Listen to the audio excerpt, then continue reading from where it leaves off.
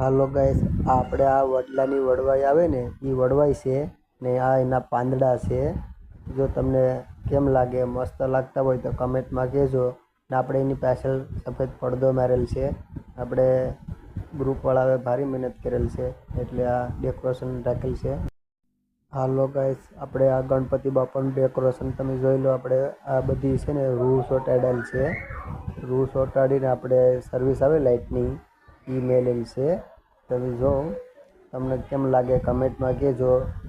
આપણે એમ લાગીએ કે જાણે કે વાદળા જ છે. આપણે જાણે આકાશમાં કેમ સફેદ સફેદ વાદળા હોય એવા સફેદ સફેદ વાદળા લાગીએ ને એમાં તમે છે ને લાઇટ ડેકોરેશન ગોઠવી એટલે મસ્ત લાગે.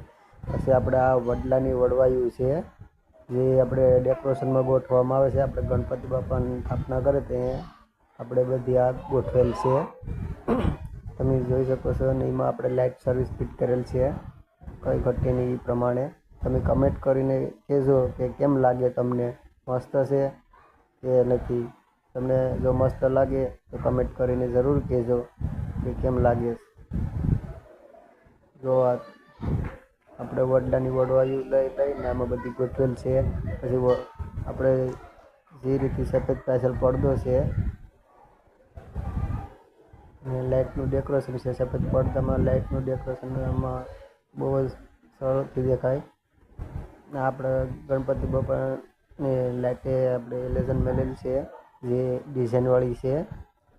એનાથી ડેકોરેશન વધારે અને ખૂબસૂરત લાગવા માંડે. ને આપણે ગણપતિ બાપાને તમે જોઈ લો. કેમ કમેન્ટમાં કહેજો કેમ છે ગણપતિ બાપા. જો મસ્ત હોય તો લાઈક અને કમેન્ટ કરજો. આપણે આ ગણપતિ બાપા છે જે આપણે નાગદાદા છે ને નાગદાદાને સોયફર ગણપતિ બાપાની સોયફર નાગદાદા છે. આ એના હાથમાં લાડુઓ છે, તમે જોઈ લો. મોતીસરનો લાડુઓ જે ગણપતિ બાપાને બહુ જ ભાવે, મોતીસરનો લાડુઓ. ને આ આપણે નાગ બાપા છે જે ગણપતિ બાપાને સોયફર ગોઠવેલા છે એ રીતથી કે આપણે ડેકોરેશનમાં મસ્ત લાગે. આપણે આ મૂર્તિ કોડીનારથી લઈ આવેલ છે. આ આપણે શ્રીફળ, કળશ ને આંબાના પાન ને આપણે ઘરના ગણપતિ